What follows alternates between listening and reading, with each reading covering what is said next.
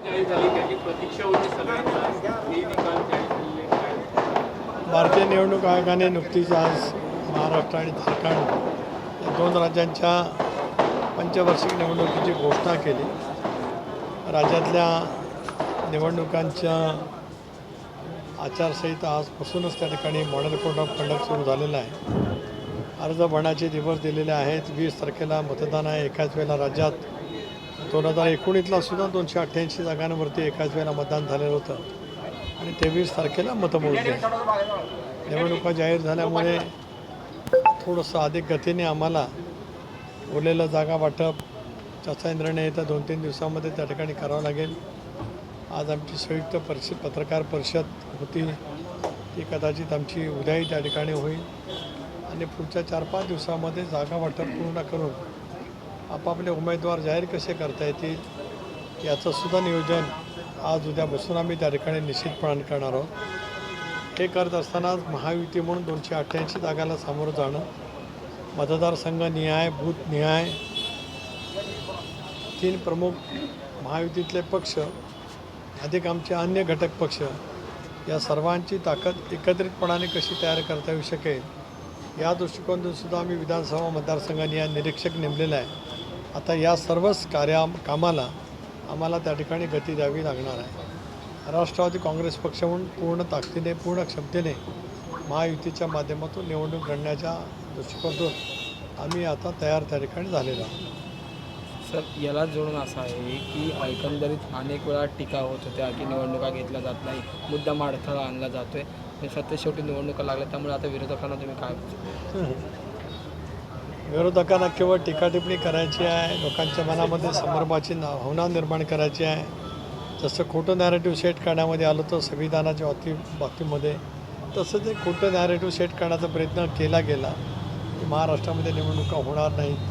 परंतु संविधानाने हे सारा देश बांधला गेलेला आहे, जोडला गेलेला आहे आणि त्याच्यामुळे आजही निवडणूक आयोगाने स्पष्ट केलं की 26 नोव्हेंबरच्या आत नवीन राज्यातलं सरकार त्या ठिकाणी अस्तित्वात येणं कायद्याद्वारे बंधनकारक त्या ठिकाणी आहे. त्यामुळे संविधानाच्या आधारितच आम्ही सर्वजण त्या ठिकाणी काम करत असतो.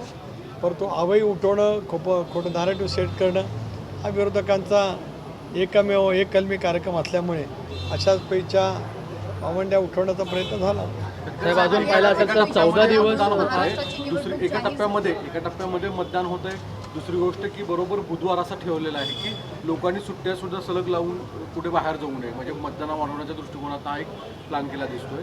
या सगळ्या घडामोडीमध्ये प्रचारासाठी कालावधी फार मात्र कमी मिळणार आहे, कारण की अंतिम मुदत अर्ज माघार घेणं ची शेवटची मुदत आणि त्यानंतरनं मतदान हे अवघे फक्त 16 दिवस मिळताना दिसत आहेत. नाही, पण नेहमी तेवढा दिवसाचा कालावधी असतो. आता मी जवळपास 8 ते 9 निवडणुका लढवलेल्या आहेत. त्यामुळे अर्ज मागे घेण्याच्या दिवसापासून मतदानाचा दिवस यामधला कालावधी हा एवढाच राहिलेला आहे. त्यामुळे प्रचाराला कमी कालावधी मिळतो अशातला काय भाग नाही. उलट आजपासूनच प्रचाराची सुरुवात आपापल्या पद्धतीने करता येऊ शकते. राज्यामध्ये दोन्ही विरोधक असतील, सत्तारूढ पक्ष असतील, आज आघाडीमध्ये आहेत. 3 प्रमुख राजकीय पक्ष आहेत. त्याच्यामुळे थोडासा वेळ उशीर होईल, पण मिळालेला वेळ हा पुरेसा नक्कीच त्या ठिकाणी आहे. आणि 288 जागांवरती काय पहिल्यांदाच निवडणूक होती अशातला काय भाग नाही. एका वेळेला 2019च्या निवडणुकासुद्धा त्याच दिवशी झाल्या. आता तारखा वगैरे हे शेवटी निवडणूक आयोग त्या सगळ्या, विशेष करून मधल्या कालावधीमध्ये भारतीय निवडणूक आयोग मुख्य आयुक्त आणि दोन्ही आयुक्त मुंबईला आले होते. सर्व राजकीय पक्षांची त्यांनी बैठक बोलवली होती. त्या सर्व राजकीय पक्षांच्या बैठकीमध्ये किंवा प्रत्येक राजकीय पक्षाने हेच मांडलेलं होतं की दिवाळीसारखा मोठा 4 दिवसांचा सण आहे. अगोदर तर दसरा होताच, परंतु दिवाळीसारखा सण आहे, त्याच्यामुळे त्याच्यानंतरच्या तारखा असाव्यात अशापैकी मागणी सर्वच राजकीय पक्षांनी केली होती. मला असं वाटतं या साऱ्या गोष्टी लक्षामध्ये ठेवत निवडणूक आयोगाने अत्यंत योग्य निर्णय त्या ठिकाणी घेतले.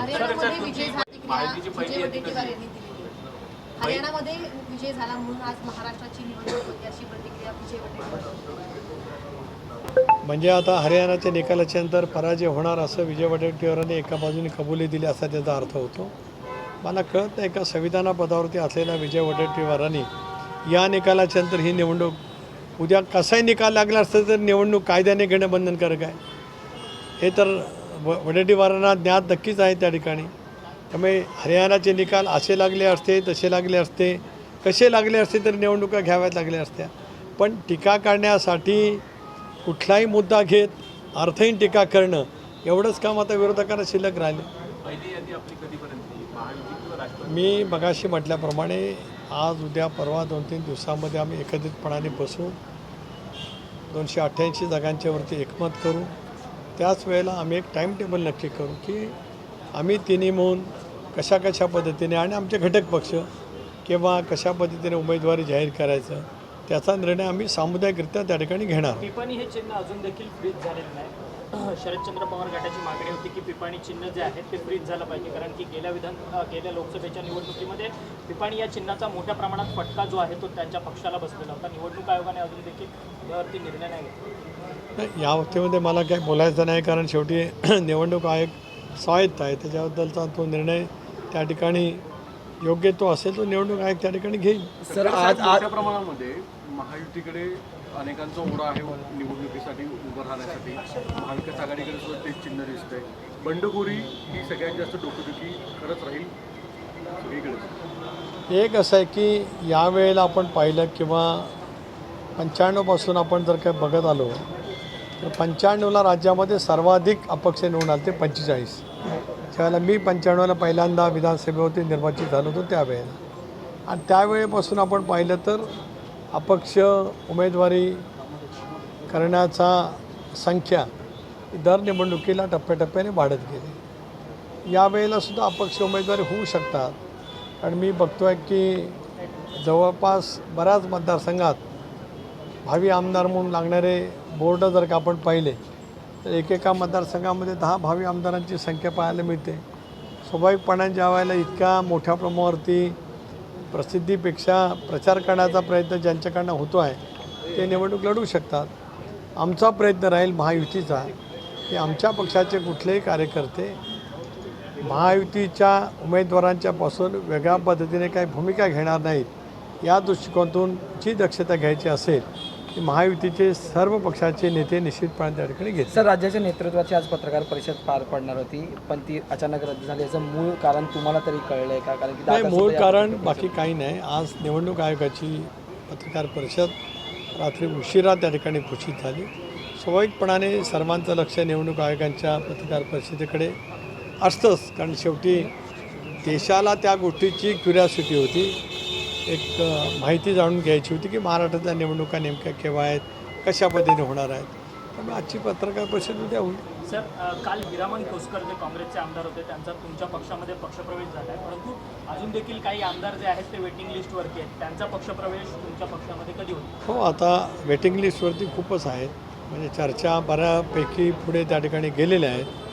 पुढच्या कालावधीमध्ये आमच्या या इतर ज्या बैठका आहेत आघाडी म्हणून महायुती म्हणून त्याचा कालावधी किंवा त्याचा दिवस नक्की लक्षात घेऊन या उरलेल्या आमदार महोदयांचा किंवा अनेक प्रमुख नेत्यांचा सुद्धा राष्ट्रवादी काँग्रेस पक्षातला प्रवेश आता उद्या परवापासून सुरू होईल.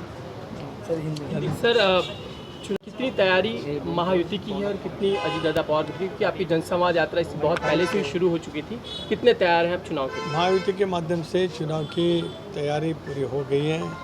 सीटों का बंटवारा के लिए हमने बहुत जगह पर वहाँ पे सहमति की गई है.